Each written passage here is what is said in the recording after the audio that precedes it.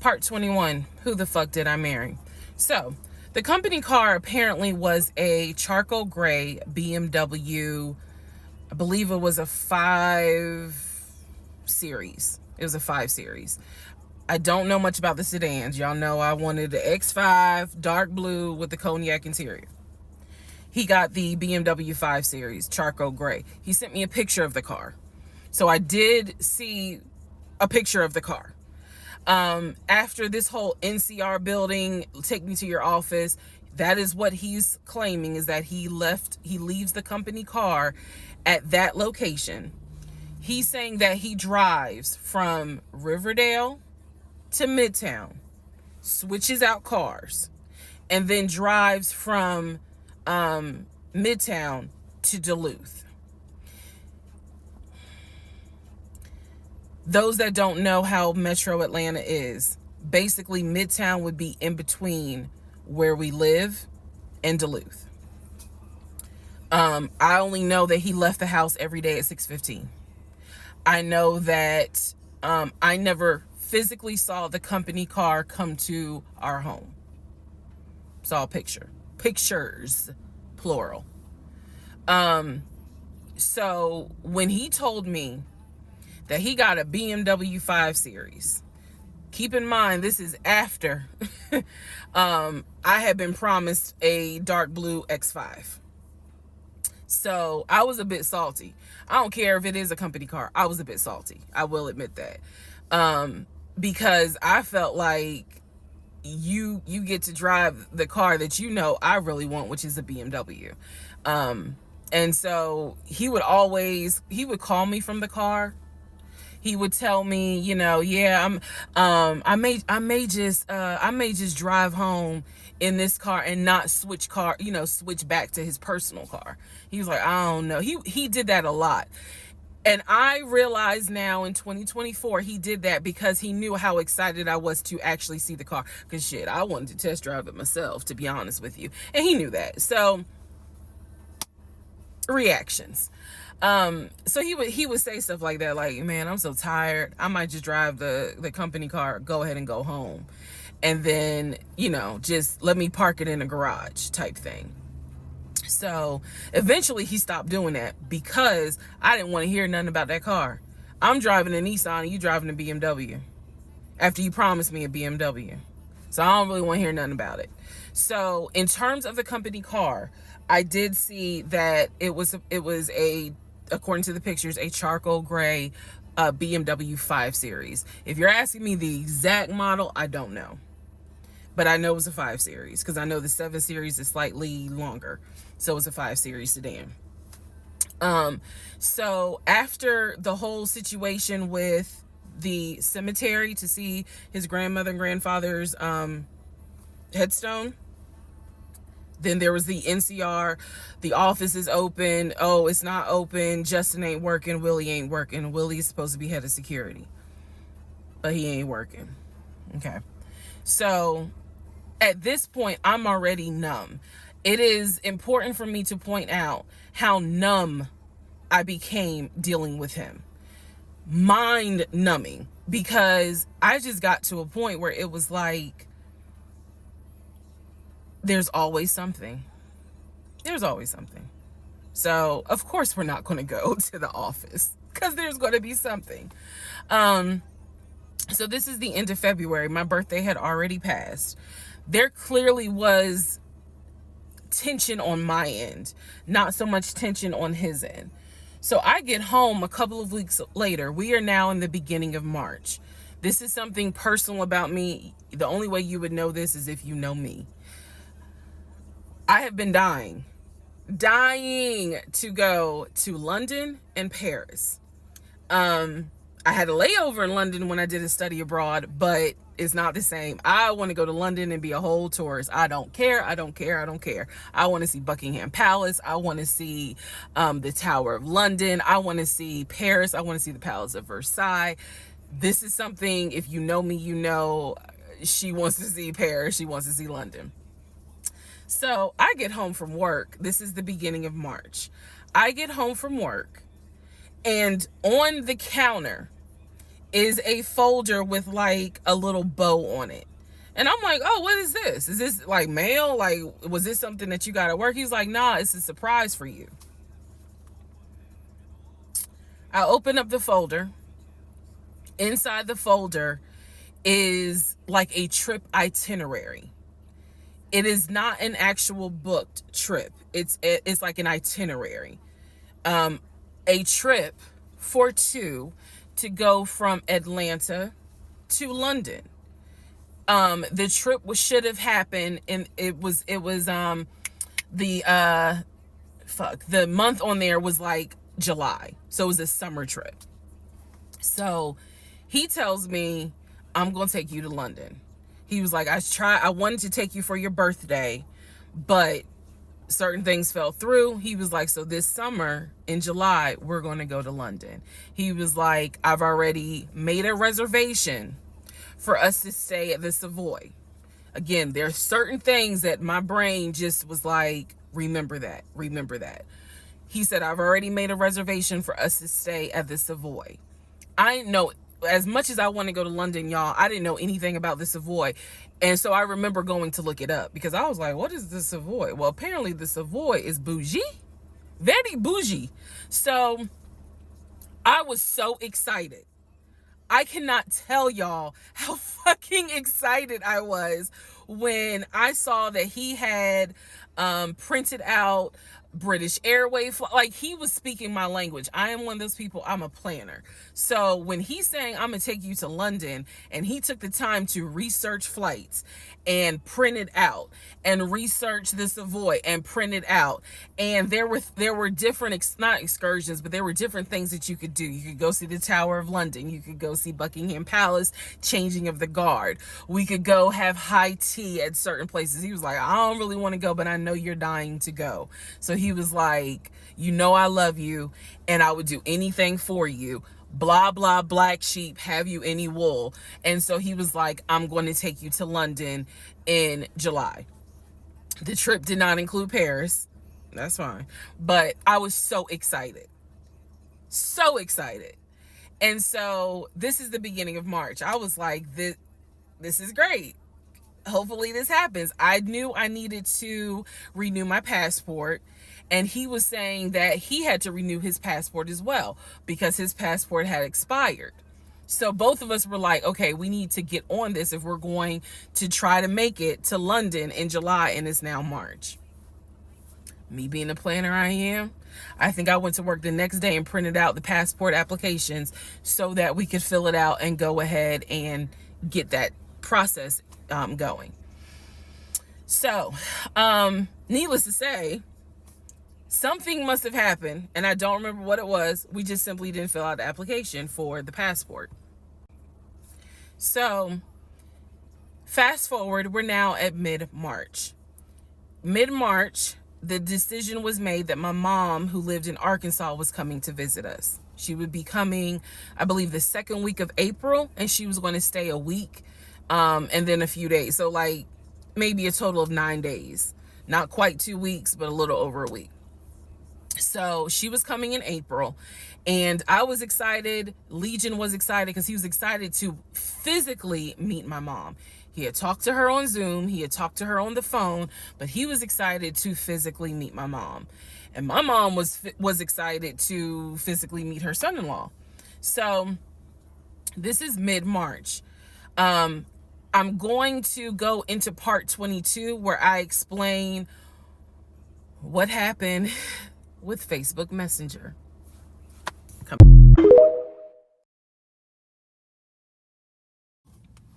Part 22, who the fuck did I marry?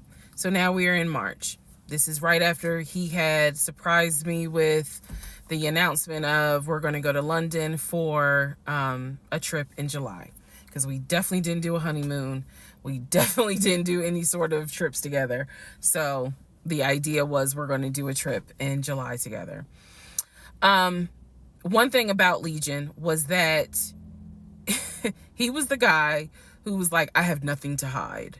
I don't lie. I don't like liars. If we're in a relationship, then everything should be out in the open. So I've always had his cell phone passcode. Never felt the need to look through his cell phone. And funny enough, I can tell y'all right now, disclaimer, I will never go through a cell phone again. You cheating piece. So anyway, so one day, this is mid-March, going like around March 20th.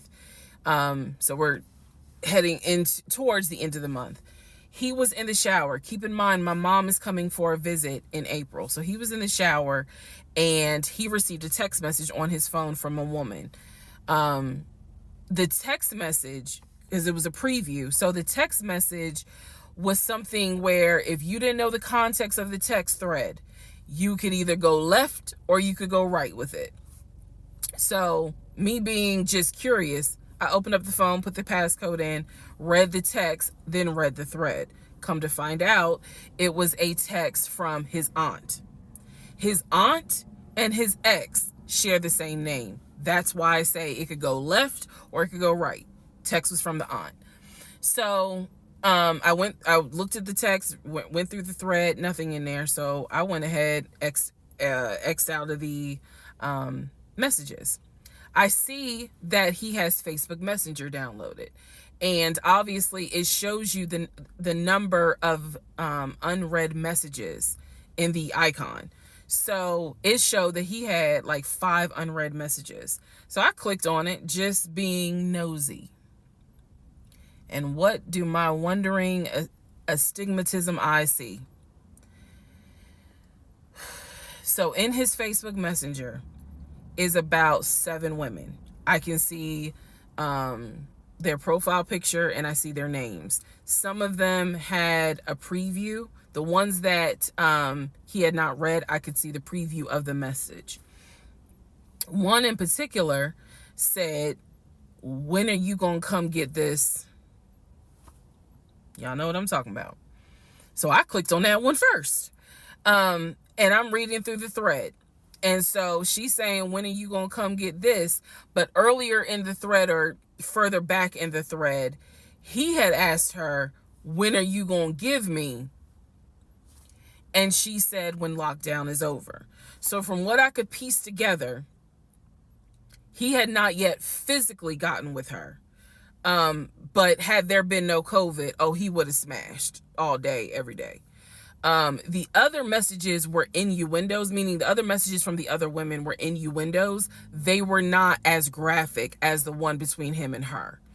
So I'm reading these messages, and what is interesting is that the person I am married to is not the person in these messages. Like, this man was on some nasty shit.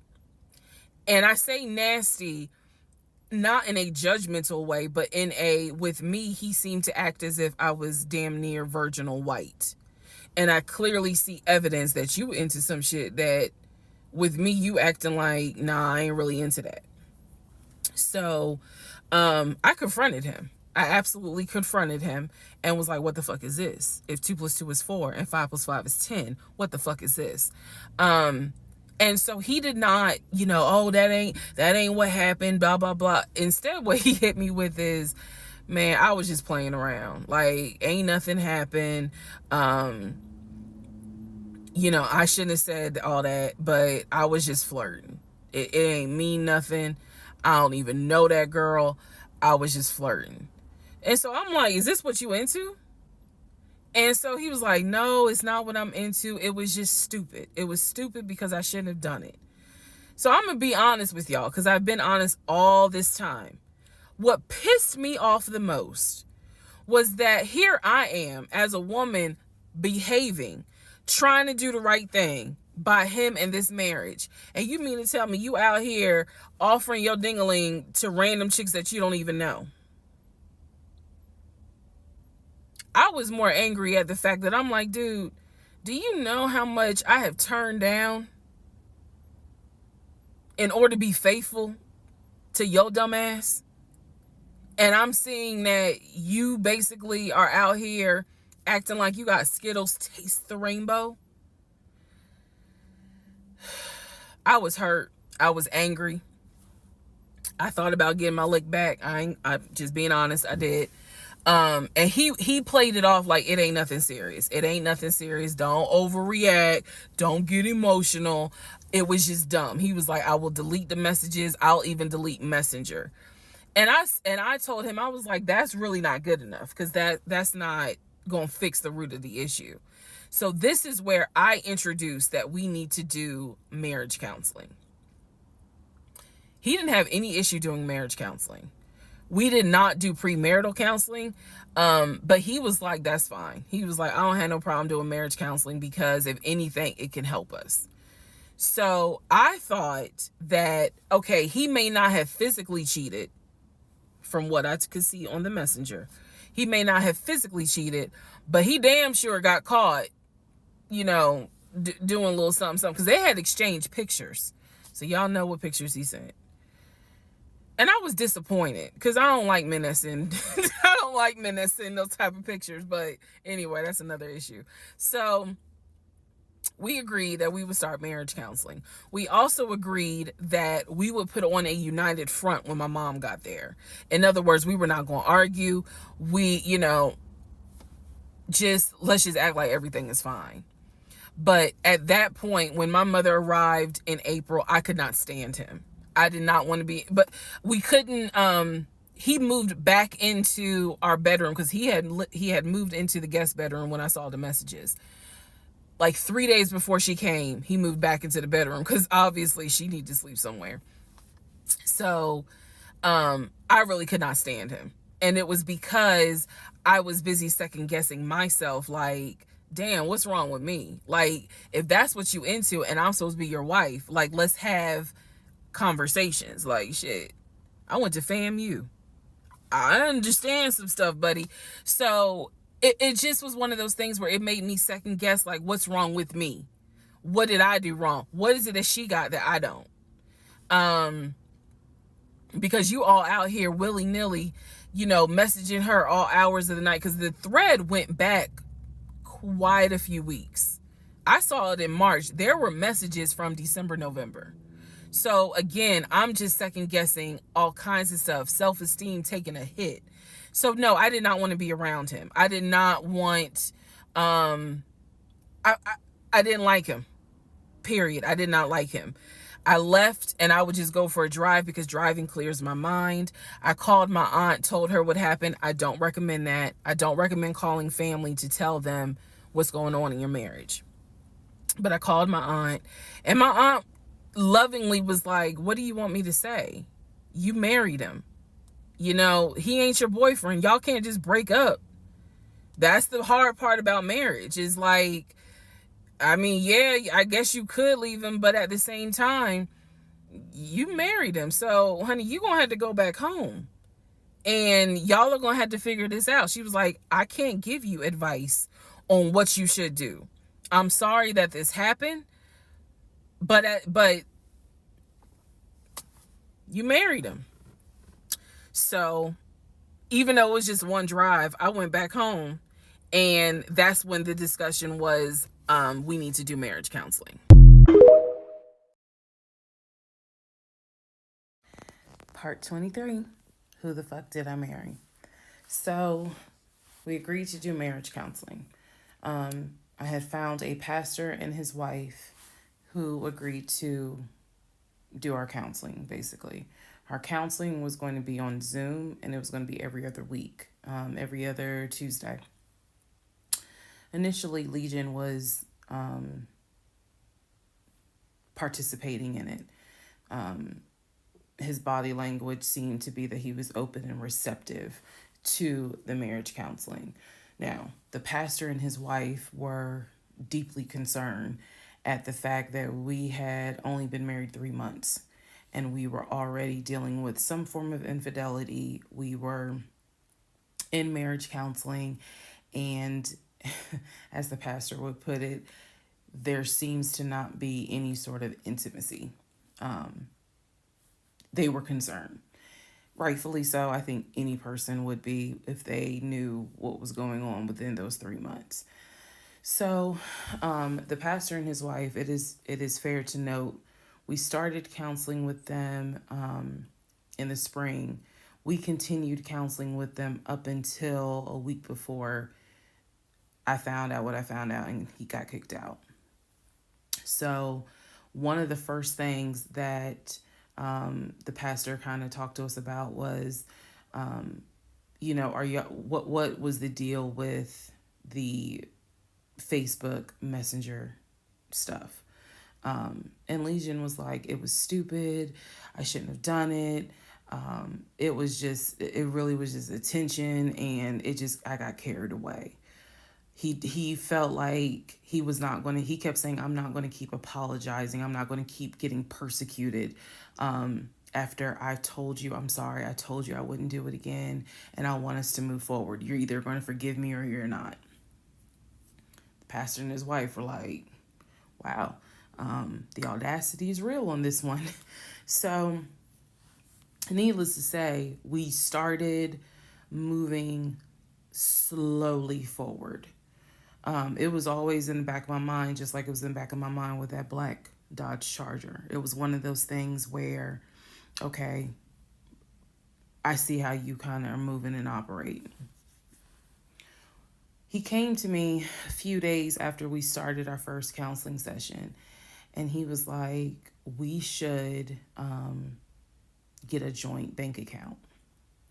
What he wanted to do was to each one of us have our own account, and to get a joint account for our money to go in there for joint expenses. Now, up until this point, he had been paying the rent, the utilities, and I really was just paying for my stuff.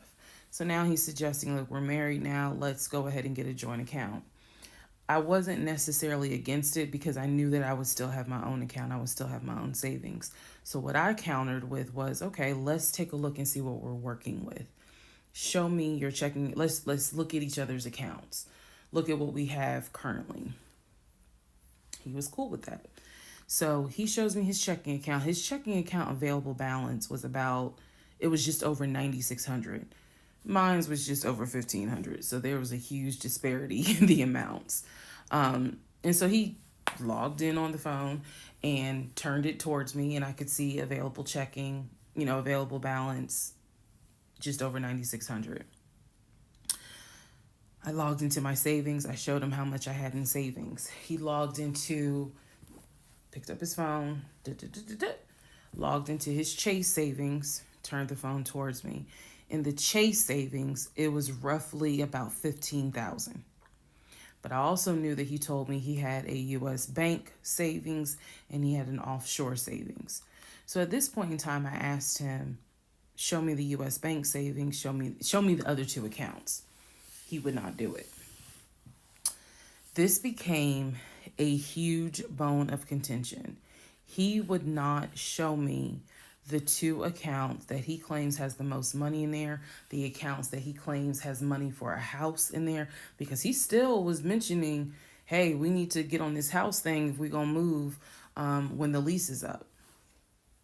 So I'm just adamant on, why don't you want to show me your savings account? You showed me the Chase one. Like, what is the big deal?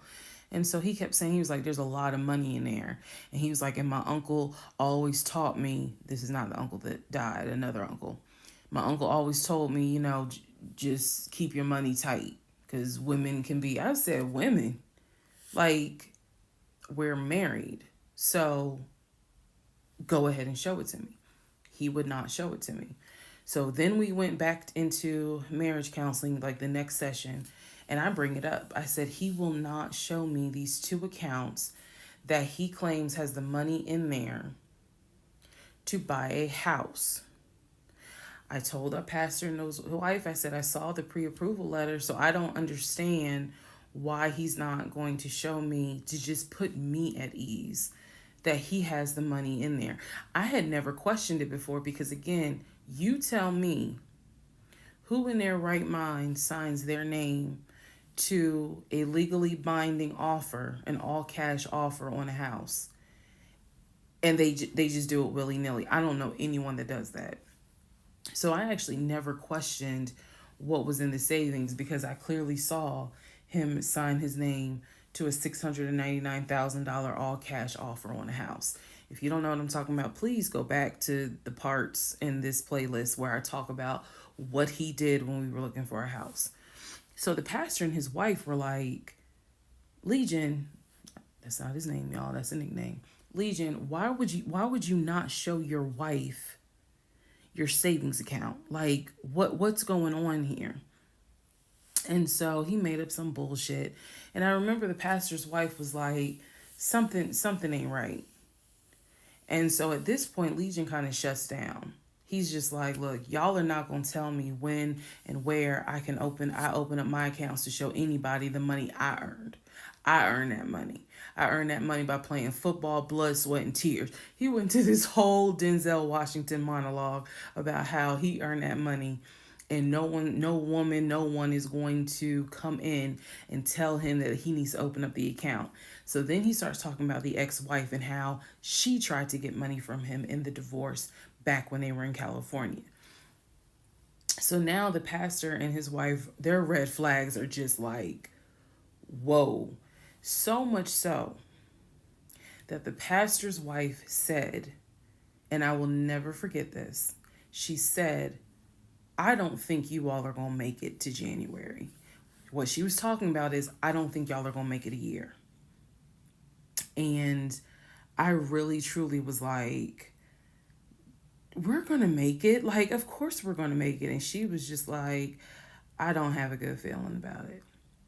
And so Legion's all defensive. He at this point, he's folding his arms and because remember, we're on Zoom. He's folding his arms and he's just like, I'm done with this. Like, I'm not going to get attacked because I'm not comfortable showing you the amount of money that I have. Money changes people. And I'm not comfortable. So he's playing that victim card. And so the pastor and his wife were like, we're still going to help y'all as much as we can. But so he was like, I'm not comfortable. And basically the pastor and his wife were like, look, we'll help y'all as much as we can. But there's some deep issues here. And, this is what they advised us. Had the two of you came to us for premarital counseling, we would have told you, do not get married. Y'all should not even be together. That is what the pastor and his wife told us in marriage counseling. If you two had come to us for premarital counseling, we would have told you, y'all should not even be together, let alone get married. But here we are. So we will help you guys as much as we can. But the pastor's wife was like, I don't have a good feeling that y'all are going to make it a year.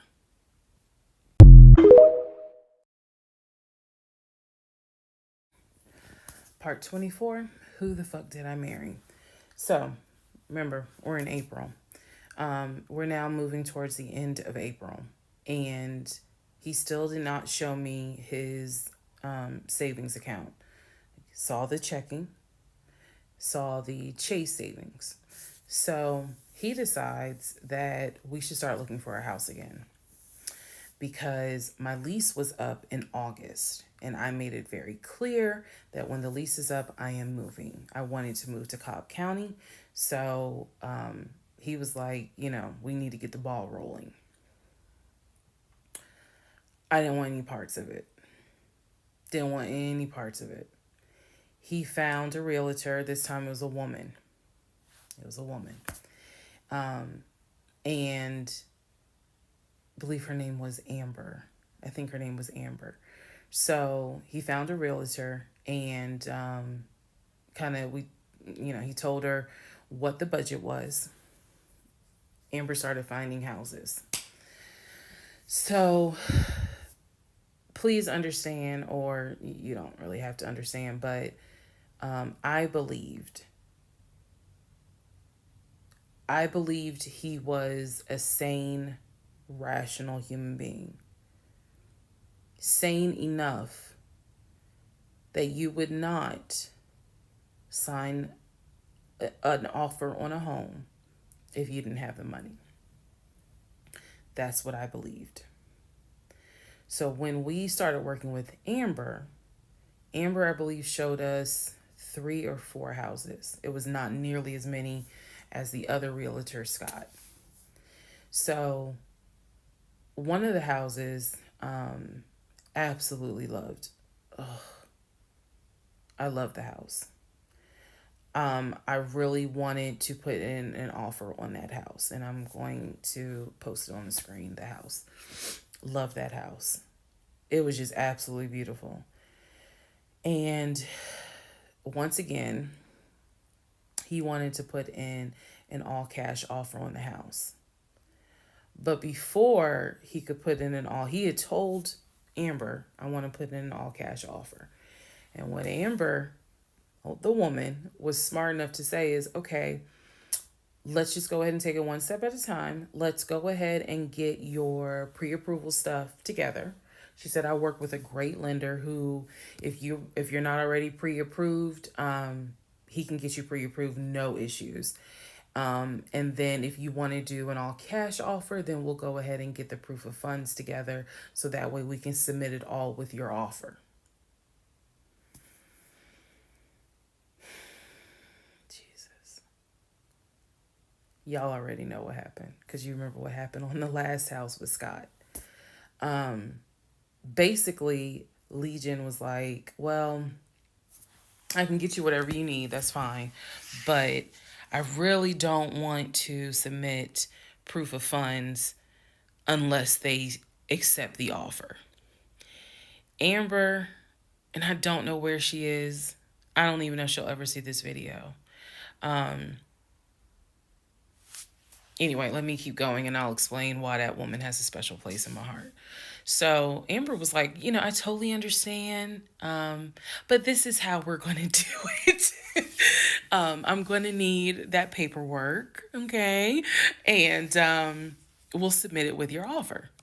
She just simply was like, yeah, this is how we're going to do it. And so he did not submit the paperwork when she had asked him to. And I remember I was driving to work and I stopped at the Quick Trip on Upper Riverdale Road in Riverdale, Georgia. And Amber had called me. It was in the morning. She had called me. And I believe with all my heart that Amber knew something was up, but she also knew I did not know what was up. So she called me and she was like, I just don't understand. Like, if he has the paperwork, like, you can submit the paperwork. But the issue was the Chase paperwork that I had was from a year prior. So my understanding was that it pretty much was no good at this point. So she said all he has to do is just email it to me or take a picture of. She was like, I just need to know that he's able to back up his offer. And I said, I totally get it. And she was explaining some stuff to me. She was like, he needs to do X, Y, and Z. And so I said to her, I remember I said,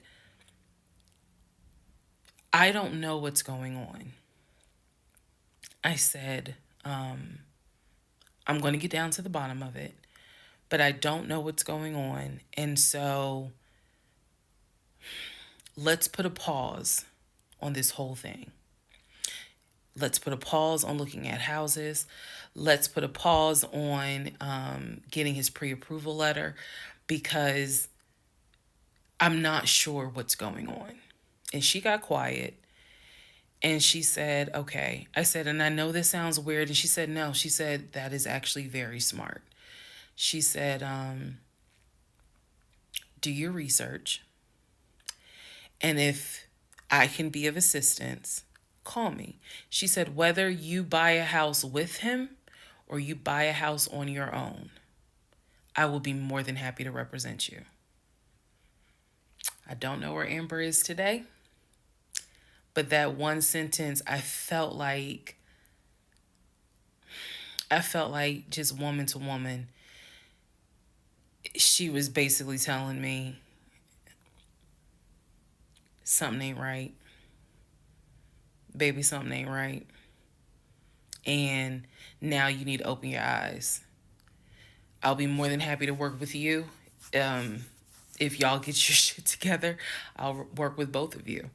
But whether you buy a house or not, do your research and then let me know what I can do. That was our conversation at the Quick Trip on Upper Riverdale Road. So I got off the phone. Um, that was the last time that we worked with any sort of realtor. That was the last time that we looked at any sort of house. And I don't know, I don't remember exactly what happened after that, meaning that day. I do know that when I went home, I simply told him, I don't want to look at a house right now. I said, I think it's okay if we rent. We'll just find a house in Cobb County and just rent for a year. And let's build, save some more money. Let's just let's not worry about buying a house right now. And basically what I was trying to do was save face, because that was the first time with Amber that I actually was embarrassed at the fact that he and I, because I felt like I was complicit in the fact that I'm going to look at houses with him. I felt like we are wasting these people's time. I did not mean to waste your time. I clearly see my time as being wasted, but that doesn't mean I need to waste your time. And I felt embarrassed at the fact that we wasted her time coming across as serious buyers. When time came to put up or shut up, nothing was put up. And I knew nothing. I had nothing to add to add to this, because we're talking about a $650,000 house, and I don't make that. I don't make anywhere near that. So it just became one of those situations where I was trying to save face. I was trying to save face with my husband, and I was trying to save face with Amber. And so I did say to him, let's just rent for another year, and then let's see at that time where we are, if we should go ahead and buy. So now is when shit is about to get real.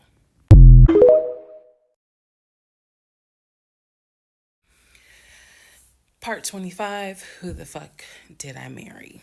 So we weren't looking at houses anymore. We were not working with a realtor anymore. The end of April, I had decided that I wanted to look for another job. I did. The reason I wanted to look for another job is petty. Yeah, it is. I wanted to look for another job because I was pissed off at the fact that I had basically was dependent on him to help with the car note. So I wanted to look for another job where I could afford life all by myself, including that car note. Basically where I would make more money. I told him that I was going to start looking for another job. He laughed. And his exact words were, "You're not going to leave Georgia State Patrol." He was like, "I swear you love them niggas more than you love me." He laughed. So that fueled me even more. So I was hitting the pavement hard trying to find another job. I was applying to all kinds of places. Got a phone call from my current job. So this is how I ended up in my current job. Got a phone call. They had sent me an email with a background packet.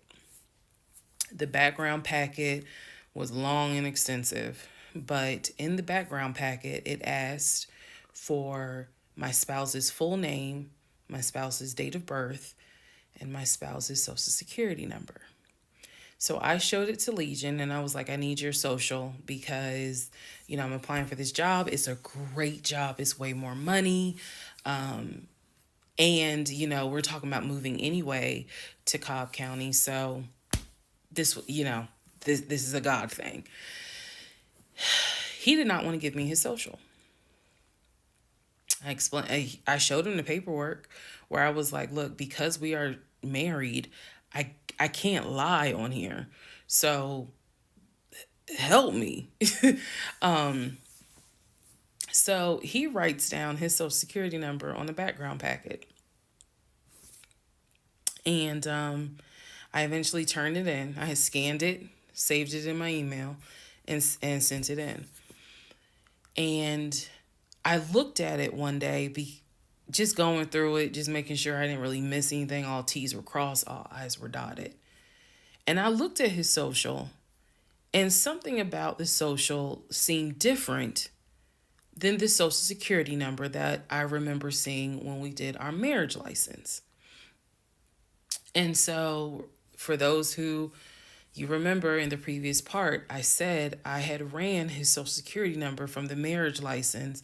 Nothing came back. So I thought that I had written it down wrong. Basically, what it is that the first three numbers were different on the background packet than what was on the marriage license.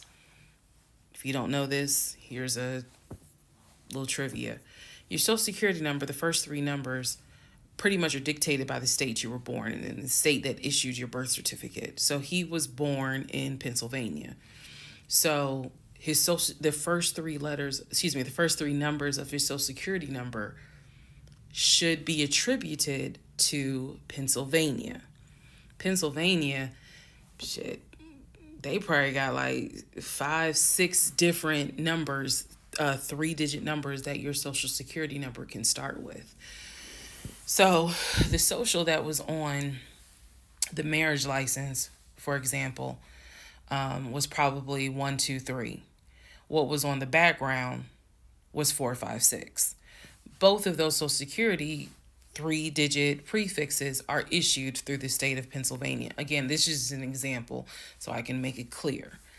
So when I saw his social on my background, I immediately knew that was a different social than what I saw on the marriage license. And when I compared, because I had found a copy of the marriage license that we turned in because I had filled it out on the computer. So sure enough, the first three numbers were different. The rest of the numbers were the same. So one of two things: either when I ran his background, I did in fact put in the wrong number, or the number on the marriage certificate or the background packet is wrong. So I decided that I was going to roll the dice and take the social from the background packet. Again, this is the background packet that I had to fill out to get my current job. I was trying to get a new job. Okay, so I took that social and I ran a background check on it. What came back on this particular background was all the addresses that the social security number, I guess, had been attached to. So all of the addresses, the states were Georgia, Rhode Island, Pennsylvania. What I did not see was California. So I thought that was weird. I thought, okay, maybe this is not a complete background because clearly he went to San Diego State. It's on his resume. It's on quite a few things. Social media. He didn't have a LinkedIn, but it was on his social media. So clearly he had been to California. So maybe I just need to do a different background check. Also to note, during this time, I think I told you guys he had hit his leg at work. So what was happening was it was getting more and more difficult for him to walk, like put pressure on that leg, on that knee. He was still able to go to work. He was still leaving at 6:15 in the morning. He was still coming back between 3:30 and 4 o'clock. But I clearly could see where he was in pain. He would elevate the knee, ice the knee. It was getting worse. And I was constantly like, go to the doctor. Let me take you to urgent care so that they can look at this knee, because you shouldn't still be limping and having a hard time putting weight on that knee. And every single time he was like, "Oh, it's fine. I have a doctor's appointment on Wednesday. The doctor just told me to ice it and to elevate it. This is an old football injury. It happens all the time. It used to happen a lot when I was out in California. So I'm mentioning this knee issue for a reason. But back to the background. So once again, when I ran the background the second time with the second social, it showed me states of Georgia, Pennsylvania, and Rhode Island. And that's all that I saw in terms of addresses. I didn't see anything for California. So by this point, we're moving into May of 2021. Things are starting to reopen. One of the things that reopened was San Diego State. So I called San Diego State. I called the registrar's office. Someone did answer, and there was instructions on how to request a transcript. I was able to try to request it online. You needed the student's name, and I believe you also need their social. And when I typed it in, it said no results found. I believe that I sent an email asking, this person is saying that they were a student there. Can you verify it? The response I got was there were no records found with that social security number. So I'm like, okay. I asked him about it. And in part 26, I'll tell you exactly what his response was.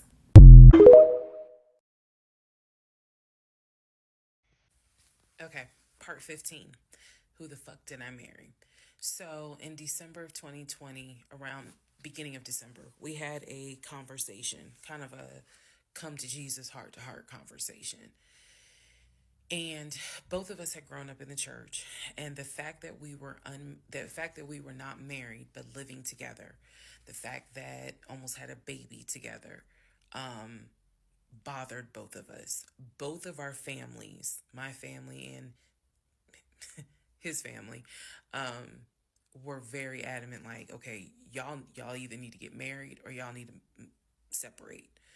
Um, And so I'm walking around with a ring on, which I'll post a picture of the ring because, God, there's so much to unpack. But anyway, walking around with the ring. And so he said to me,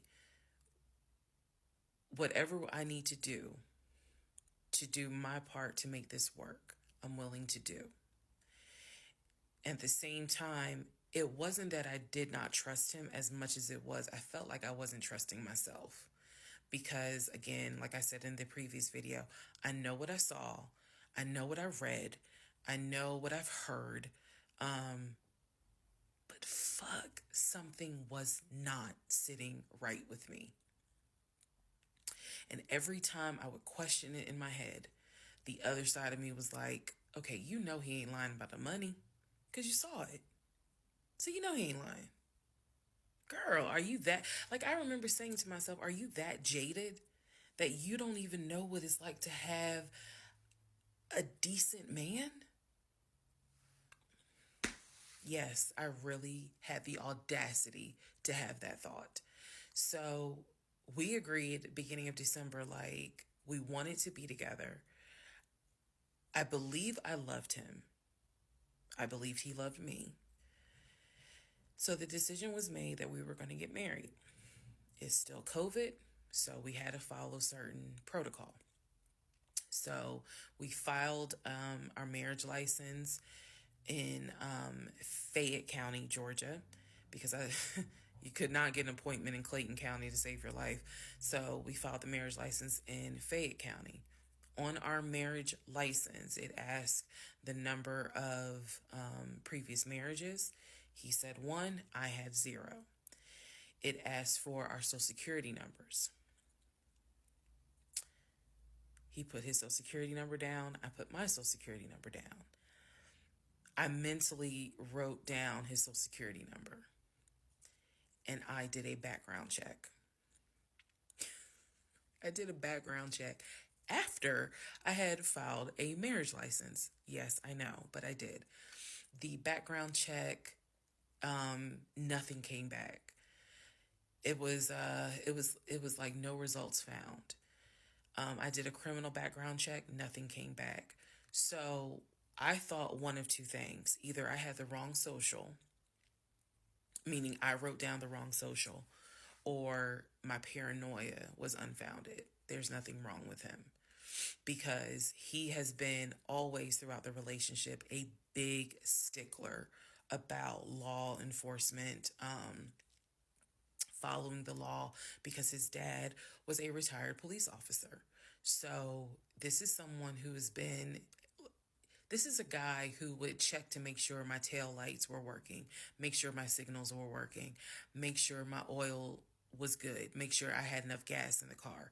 So when the criminal history came back with no results, I was like, well, of course there isn't, because the man probably hasn't had so much as a speeding ticket. So we filed the marriage license, and then we made an appointment to get married and waiting for the judge to come out of chambers so that she could marry us. And the reason why I'm pausing is because, my God, if I could go back and see that young woman sitting in that lobby.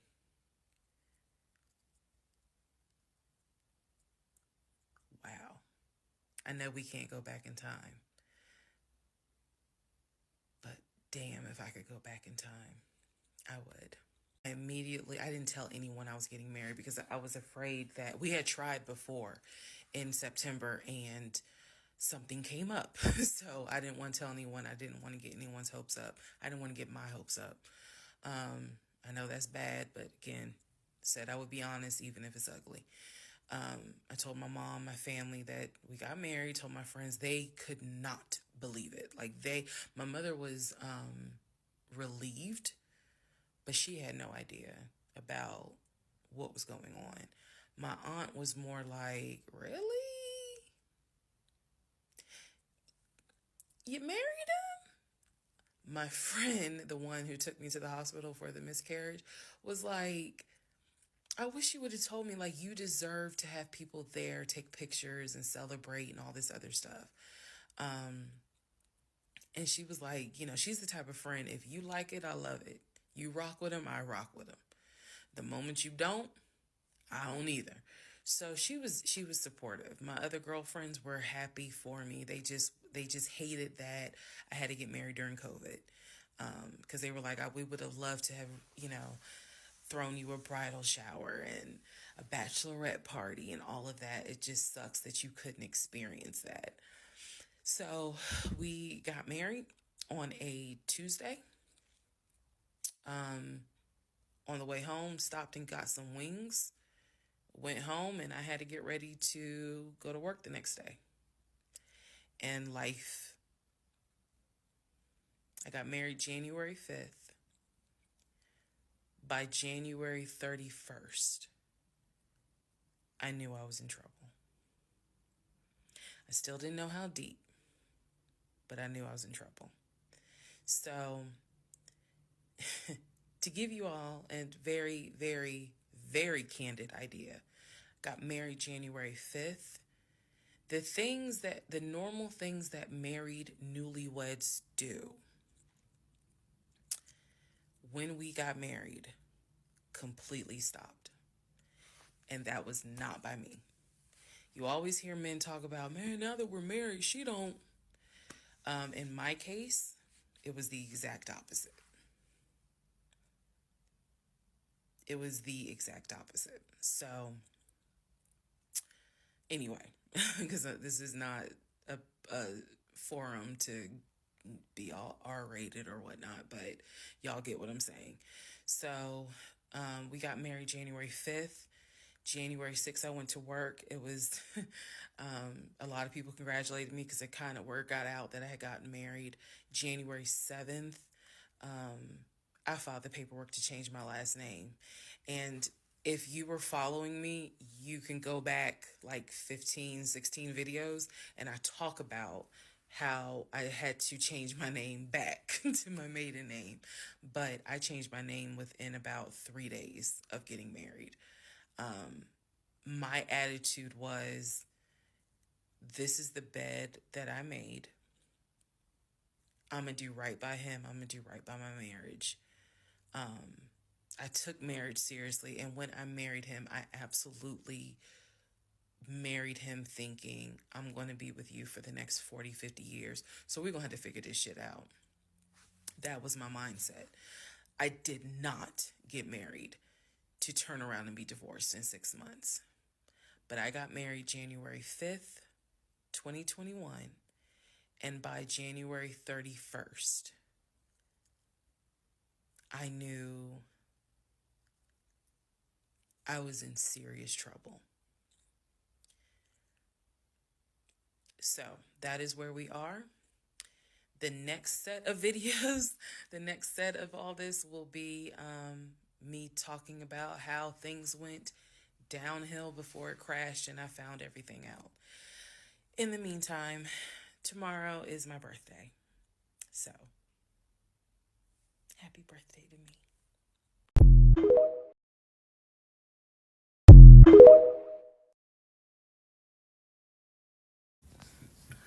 Part 26. Who the fuck did I marry? So, I asked Legion, what's the deal about San Diego State? He was like, what are you talking about? And I said, why is there no records of you there? It just came right out and said it. Without missing a beat, this man said, well, I was a private citizen. What the fuck does that mean? And what he said is that when he started at San Diego State, his father paid money so that, okay, it's important I say this with a straight face. His father paid money so that his name and social would not be publicized and he would be considered a private student, a private citizen.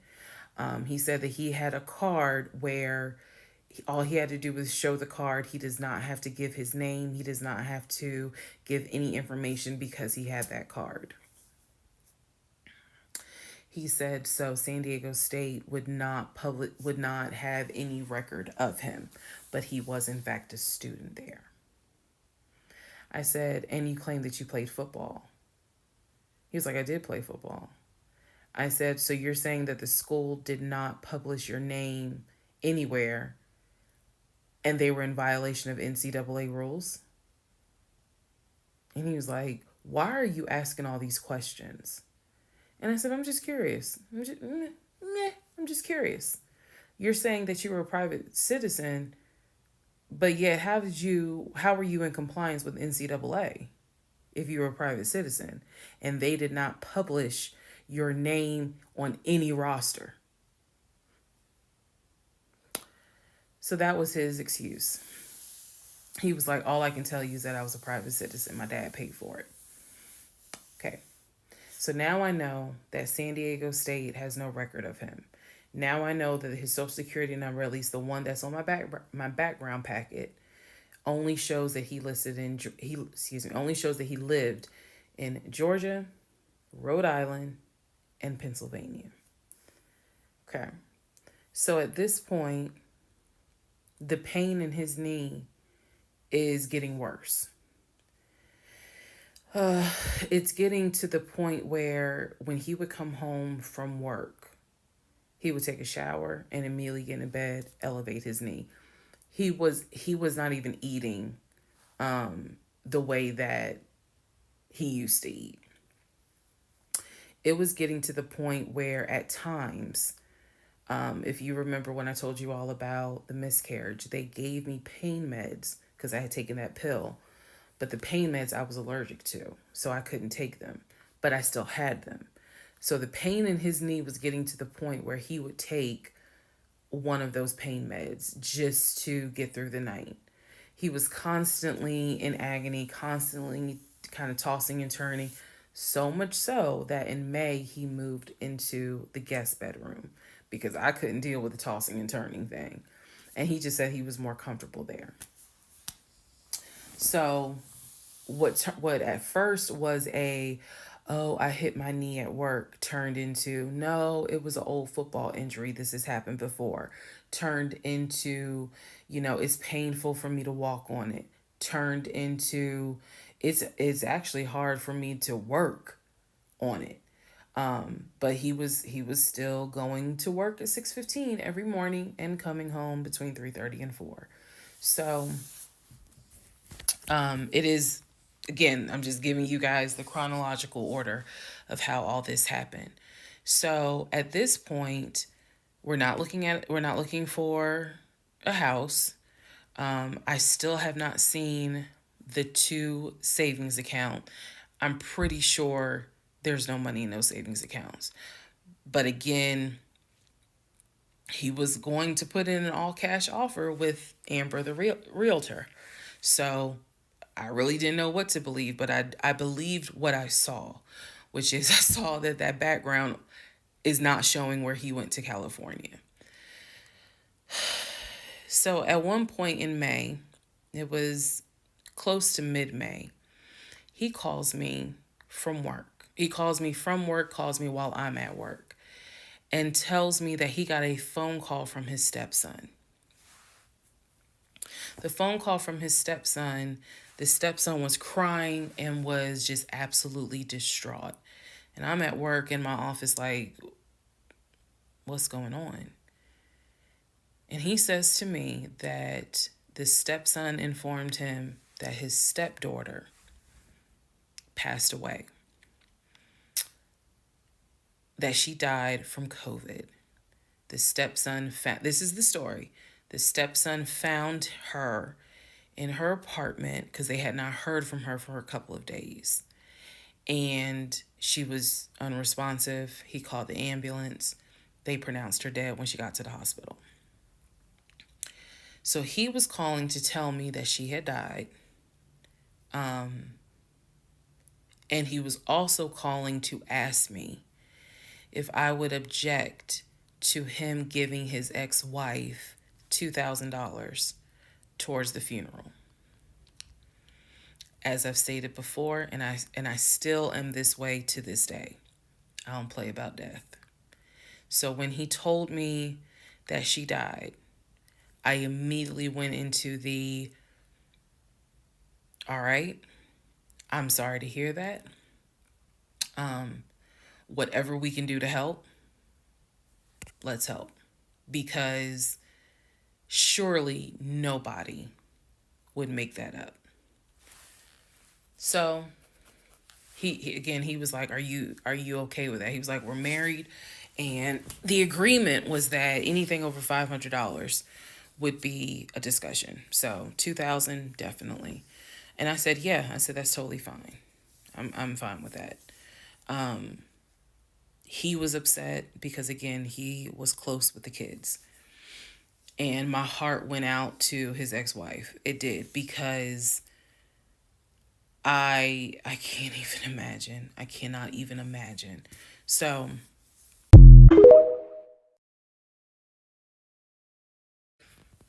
part 27, who the fuck did I marry? So here's where we are at, and here's what we can establish.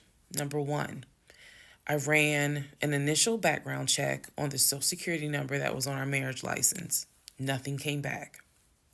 I subsequently applied for another job. In that job, I had to fill out a background packet. The background packet asked for my spouse's name, date of birth, and his social security number. The social security number on the background packet for the new job did not match the social security number that he gave me for our marriage license. If you are confused, I believe it's in part 25 or part 26 that I explain that. So we can establish that I then ran a background check on the new social security number that was on my background packet. It came back with states that the social security number apparently had lived in. Those states were Georgia, Pennsylvania, Rhode Island. Okay. I decided, this is now around May 20th, I decided to do another background check. And I paid to do another background check. This time, I did it with a different company, and not only did it give me the addresses, not only did it give me the states, it gave me addresses, and it also gave me names of people who were like associated with Legion and that address. One of those names was his ex-wife. I've always known he's always told me the name of the ex-wife, but now I see it when I ran his background. I did a search for her on social media. She was not there. So the address that it showed that she was associated with him, because remember his story is we got married in San Diego, we lived in San Diego, we divorced in San Diego. Men lie, women lie. The U.S. federal government, with your social security number, does not. So he's saying he was always in California. His social security number never showed that he was in California, according to the background check. It did show that he had lived in Georgia at an address associated with the ex-wife. So tried to find the ex-wife, could not find her on social media. So I looked in the metro counties to protect her identity. This, I am going to not divulge a lot on this part. I looked in the metro counties in the open record courts. So typically, you can look in like Superior Court or Magistrate Court or Probate Court. So I looked in open records for the different counties, metro Atlanta counties. Let me be clear, metro Atlanta counties. And I looked under her name. And I found where they had filed for divorce in a metro Atlanta county. So when he said that he filed for divorce in San Diego and that he was married in San Diego, I was able to find, no, according to the state of Georgia, you were married here. You were divorced here. So I looked under her name, found a record for divorce, and it did show his name. So now I clearly see on my computer that there is a metro Atlanta County Court that has a divorce record in the state of Georgia between him and his ex-wife. So I did what any rational person would do, because this is still kind of COVID time. Well, not really. It had nothing to do with COVID. Let me take that back. Because of the parameters of the court, you can only do the open records request in person. I did what anybody would do. I told my boss I had to go. I grabbed my purse, grabbed my keys, and I drove to the court to do the open records request in person. The open records request was for the divorce documents. Go back in the series, and remember I did a background on the ex-wife. I told you all exactly what was told to me. He met her in California. He married her in California. He divorced her in California because she cheated on him. He filed for divorce. She tried to get spousal support. It was going to be a little ugly. He was helping her with the kids. That was the story that was told to me.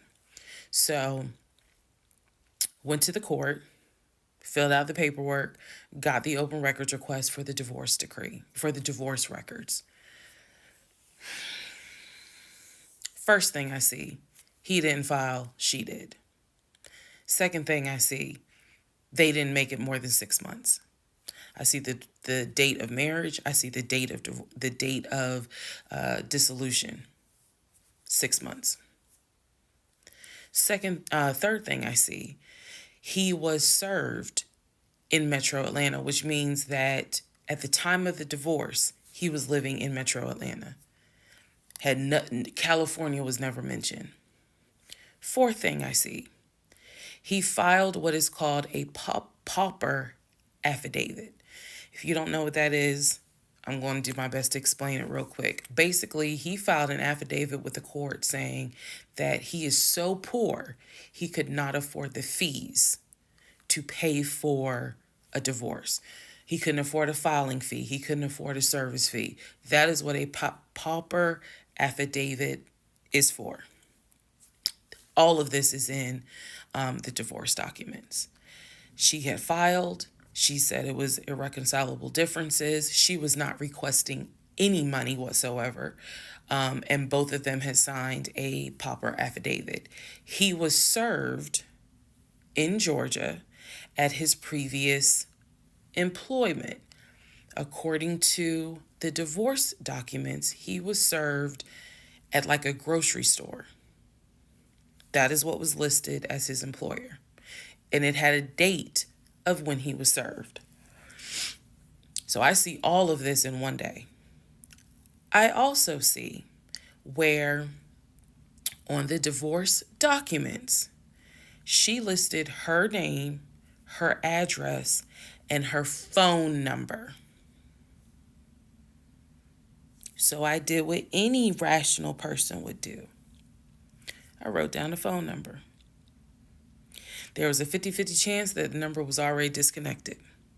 She could be like me. I'm one of those people. Honey, you can sneeze at a 27-degree angle. I will change my number so quick, you ain't even know what hit you.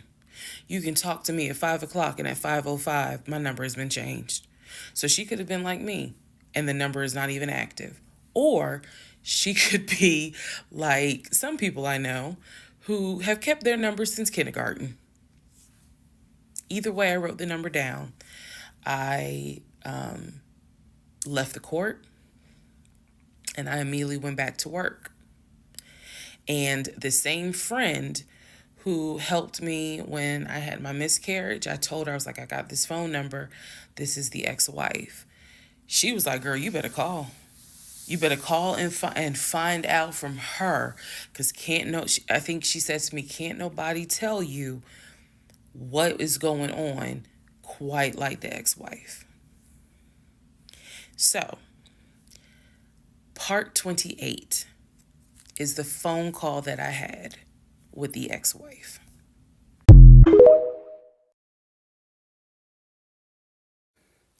Part 28 of Who the Fuck Did I Marry? So, I had the phone number, went back to work. My really good friend was like, you better call her. You can use my phone, but call her. So I called her. She answered. I'm going to use aliases. And the conversation went like this. May I please speak with Barbara? This is Barbara. Barbara, this is Shirley. Shirley who? This is Shirley Jones. I am the wife of Legion. Silence. Then she starts laughing. And she said to me, and I quote, if you were calling me, then I know it's bad. I chuckle and I said to her, I'm not trying to bother you. I'm not trying to disrupt your life. I said, I am literally coming to you on some woman-to-woman shit. I said, because you are probably the only person who can help. She listened. She was gracious. And she said, what is it that you need to know? Or what is it that you want to know? And I said, I understand that you and my husband talk and communicate. And she immediately said, what? No, we don't. And I said, okay. She said, one thing you need to know about Legion. She said, whatever he tells you, it is a lie. And she said, again, let's go back to part 1. I told you guys that when he introduced himself or when we met, we actually had matched on 2 different sites. and he was under two different names. One was like the actual birth name. The other one was a nickname variation of that name. That's the name I know him by. So for example, if his name was Matthew, he had a profile under Matthew, and then he had a profile under Matt. I would have known him as Matt. So she said to me, she was like, I don't even know who Matt is. She was like, that's not even his name. And so I knew what his actual government name, and she was like, no one calls him Matt. She was like, that must be his new personality. Or she was cracking a joke, but she was like, anything he tells you, you need to know is a lie. So I just asked her, I said, what was your experience? I said, because I can tell you the story he told me. And she stopped me right there. She said, whatever he told you was a lie. She said, let me guess. He told you I cheated on him. Let me guess. He told you that I wanted money from him. And I said, yeah. And she said, yeah, that's a complete lie. So we had a conversation where she told me how they met. They didn't meet online or anything. I said, well, were you guys ever in California? She said, no. She's like, she was like, that man ain't never been past the East Coast. So I said, okay. So you guys have always been in Georgia? And she said, yeah. She's like, we got married in Georgia and we got divorced in Georgia. And that's when she asked me, how did you even get my number? She said, because I want nothing to do with him. So how did you get my number? I said, I'm going to tell you the truth. It ain't going to make me look good. I told her, I said, this is what happened. And this is what led to me doing research. And this is how I got your number. And she laughed. She was like, wow. She was like, normally I would be freaked out. She said, but under the circumstances, she was like, wow, okay. She said, yeah, if you're calling me, then it must have gotten pretty bad. She said, so what did he promise you? And we talked for about 35 minutes. She asked me in that phone call, she said, look, I want nothing to do with him. I have not spoken to him since our divorce was finalized. She said, so I would just appreciate if you keep me out of whatever's going on with y'all. And I told her, I said, I give you my word, I will never tell him I spoke to you. I said, I give you my word. I said, this conversation is for me. It is not for me to use in any sort of legal litigation, nothing. This is for me.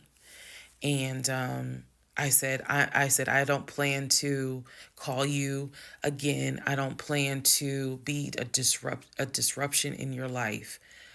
I just needed to know, how bad is it? And she paused and she said, it's bad. She said, I don't know what all y'all got going on. She said, but if it's anything like what it was for me, it's bad. So we talked a little bit more. She was very encouraging. She was like, girl, do not blame yourself. She said, I went through that and I had blamed myself. She was like, this is not on us. This is on him.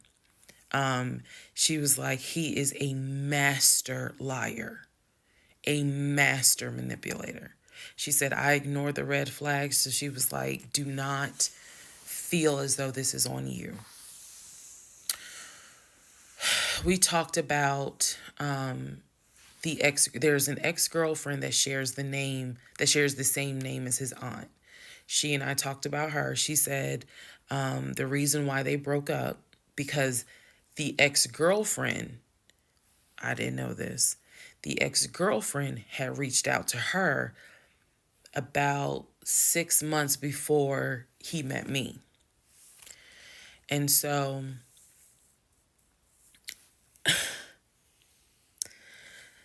the ex-girlfriend lived in Douglasville. On Legion's driver's license, he had a Georgia driver's license with the Douglasville address. What he told me was that it was the address that his sister, because remember I told y'all his sister Shantae lives in Douglasville. She's a nurse, married with 2 kids. So he told me that the address on his license, it was his driver's license, was to Shantae's house. The ex-wife is telling me, no, that's the address for the girlfriend, the ex-girlfriend. He had moved in with her, and he created this whole narrative with her. She found out that he was lying, and she kicked him out. And so I guess after she kicked him out, she then reached out to the ex-wife, kind of the way I did, for confirmation. And so the ex-wife was just telling me, whatever that man has told you, it is a lie. She said, I got out before it got too bad. She said, because once I knew he was lying, I was out. She was like, because he's never going to change. And so, again, conversation went on and on. And so finally, we were getting ready to get off the phone. And before we got off the phone, I said to her,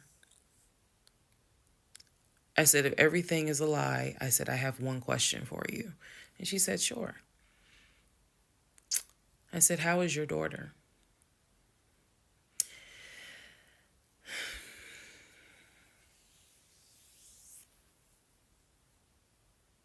I said, how is your daughter? Next part coming up.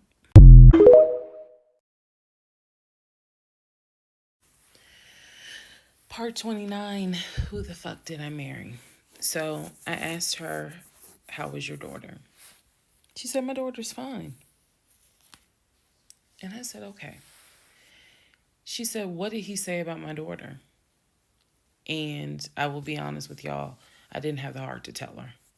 So what I said instead was, oh, no, it was, with everything with COVID, I think he mentioned that she might have had COVID or was exposed to it. I downplayed it bad. I wasn't going to tell that woman that he said her daughter passed away. So I said, obviously I'm glad to hear that kids are fine. She said, look, whether you stay with him or not is your choice. She said, he ain't going to change. He ain't going to change at all. She said, this is what he does. She said, you're not the first. You're not going to be the last. She said, he did it to me. She was very, very encouraging because she was just like, you do not blame yourself. She said, we both ignored red flags, but it is not your fault. She said, this is on him. And so we, once again, I thanked her for her time, got off the phone. I took the long way home that night. I could not be around him. I could not be around him. I had to figure something out. I had to figure some things out. So I took the long way home. What does that mean? It means that I probably could have taken 75 to 285, but I probably took 20 to 75 to 285 to 675 kind of thing. Like I just took the long way home. A couple of days later, because my mind was spinning. A couple of days later, at this point, I'm turning into the FBI, CIA, and Homeland Security all in one. Literally. I'm trying to find everything. And he's carrying on his business as usual. Nothing changed with him. He had no idea that I had spoken to the ex-wife. He had no idea I had gone to the court and saw his divorce documents. He had no idea. So a couple of days later, I decided to look up his mother's obituary. Look up the mother's obituary. And down at the bottom, where it talks about, oh, she's preceded in death by, and it lists all the people, the family members that died before. And then it says, leaving behind to cherish her memory. It lists the husband, his dad, her husband, excuse me. Let me start over. It lists her husband, which is Legion's dad. It lists Legion's brother that lives in Philly and his wife, because again, this is 2000. She passed away in 2015. So it lists Legion, the brother in Philly, and his wife and daughter, her granddaughter. It lists Legion and his wife. I think it was like Latoya or La something. La something.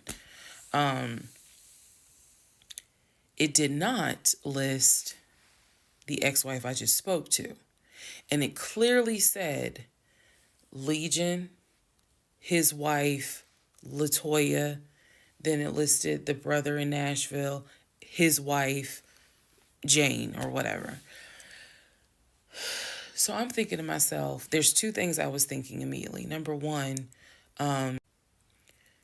who is Latoya? Never heard that name before. Never heard that name before. So I was thinking, who was Latoya? And then number two, where are the two sisters?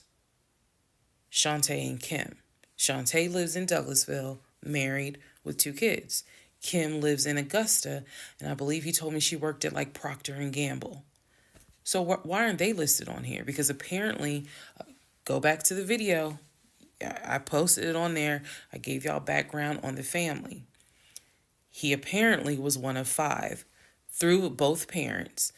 Brother in Philly, older brother, younger brother in Nashville, an older sister in Douglasville, and a baby sister in Augusta. So why is it on his mother's obituary there's only three children named?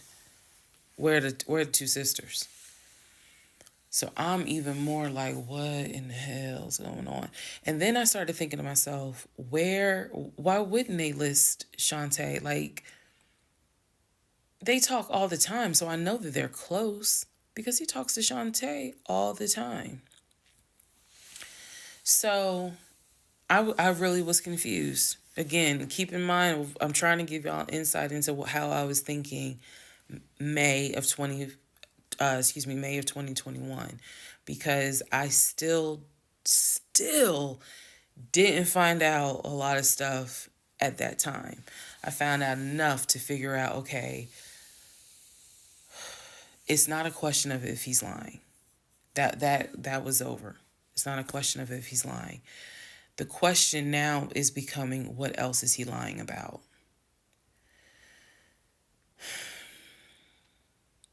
So we had the phone call with the ex-wife. Now I see an obituary that apparently there's another wife.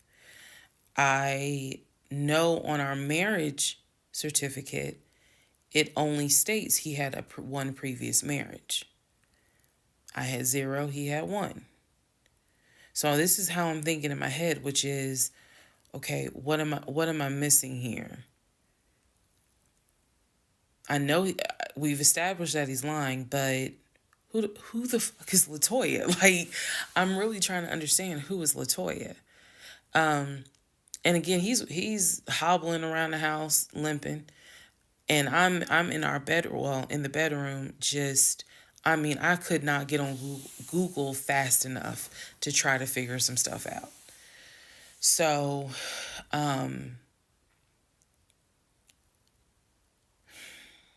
see the mom's obituary, study it, and at this point, I'm now trying to figure out, okay, what's the game plan?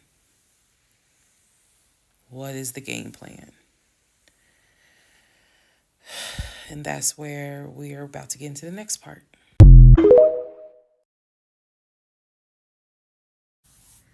Okay, part 30 of Who the Fuck Did I Marry? So I'm going to use this as a clarification video. So we're going to use part 30 as a stop, let's clarify some things. I've done that before on a previous set of videos, so I think it's just important to do that so that way I can try to address some of the things that I have seen in the comments, both supportive and just downright mean. But let me clarify some stuff. Number one, it is important to remember that I am telling this entire story of how I met, dated, married, and divorced my pathologically lying ex-husband. I am going in chronological order of events. So what that means is that, ma'am, sir, whoever you are, if you were coming in at part 30, but you have not seen part 11, some stuff is not going to make sense. I know. It is a long playlist. And don't worry about watching the video as soon as it comes out, because everything, I'm trying to do this responsibly, of telling the story in the order of which things happen. So I say that to say, please, if you're able to, start at the introduction disclaimer video. Start with part 1 and then just watch each video, because a lot of the questions people are having that I'm seeing in the comments, and I say this respectfully, is just because you did not go to the other videos and watch them in order. That's just the first thing I want to say. It is important that I get this story out, but that it's done, like I said, responsibly. To me, responsibly is being honest, even if it makes me look bad, but then also trying to be clear and not ramble all over the place. So I'm trying to take the time to tell you, this is what happened at this time. This is what happened at that time. That's why there's so many parts. And we're not even to the part of the divorce yet. We're almost there, but we're not there yet. Second thing I want to clarify. I cannot stress this enough. My family and my friends did not know what was going on between Legion and I. They did not know.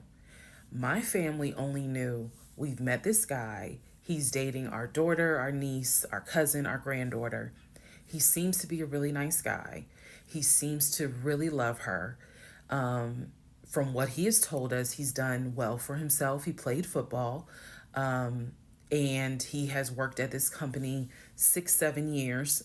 And financially, he is in a good place. From what we understand, he just moved here from California. That is what they knew. They did not know about the red flags I had. They did not know what was going on in my head. They did not know what was going on in my heart, because I did not want to look stupid. I'm fully aware that when I tell this story, I look stupid. I'm aware, and I've made my peace with that. But at the time, I did not want to look stupid. So it was important to me to put on everything's great. We're really happy. We're looking for a house and everything's going well, knowing full well that behind the scenes, I couldn't figure out why he wasn't showing proof of funds. They did not know.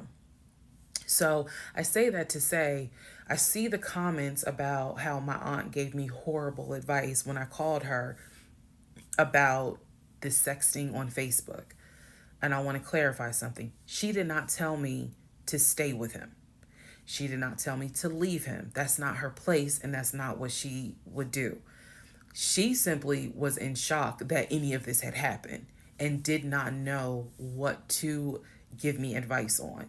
The one thing that she did say was, look, he's not your boyfriend. Meaning, it ain't as simple as, oh, we just gonna break up. Pack your shit and go. Because you married him. My aunt is the most ride or die chick I've ever met. You fuck with me, you fuck with her. And she is straight Jersey. So I love her for it. But I needed to, it's not fair for me to leave it out there as if, oh, she just was like, girl, I mean, go home and deal with it. No. Never in a million years. So I want to clarify that. I also want to clarify about my mom. So my mom lived in Arkansas, and when she came to visit in April, we were already married. This is her first time physically meeting Legion. My mom will tell you she had no idea anything was amiss. But there was something that nagged her a little bit. She didn't know what it was. And my mom is the type where she's going to get on her knees in prayer. That's who she is. So for her, it was like, I don't know what it is. He seems like a nice guy. He seems to love my daughter. Because again, there was no arguing in the house. The house was peaceful while she was here, even though behind the scenes we had just came off of the whole sexting incident with other women. So for her, it was like, I don't know what it is. She did tell me later on that it seemed as if I wasn't as happy as she thought I would have been. But again, she took it to the Lord in prayer. And her prayer was, God, protect my child. I don't know what's going on, but protect her. That was my mom's response. So she did not know, she did not pick up or overhear something that was going on while she was here. She had a candid conversation with Legion, and Legion kind of came across as, I miss my mom. He missed his own mother, and so he called my mom and doted on her, again putting on a charade. And so for her, it was like, bless his heart. That's what she said. Bless his heart. But no, she did not know the specifics. Nobody knew the specifics. They didn't know the specifics until we're talking May, June of 2021. They knew that we were looking for a house. They knew that the house fell through. They did not know about the proof of funds. They did not know that he wouldn't show me the savings account, the offshore account. So I just want to say that because to me, it would be irresponsible to not clarify what family and friends knew. Because these people have always been supportive of me, always had my back. I just simply did not share with them the things that I felt like were red flags, because again, my mindset at the time was, I want to be married, and what if he isn't lying? And I was making excuses for him to myself, so I definitely would have made excuses to family. Another thing I need to clarify, and I saw the comments on this about how a VP would never date someone that looked like me. And to the person that wrote it, that wasn't very nice. I need you all to understand, the relationship started in March of 2020. He came into my life as regional manager. Okay? That is how he came into my life. Then eventually he got promoted to VP of production or operations, some VP of something.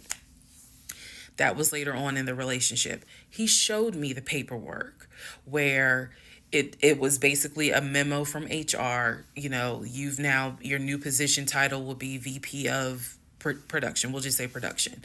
Your salary, I don't remember the exact amount because it was a very specific amount, but it was over $200,000.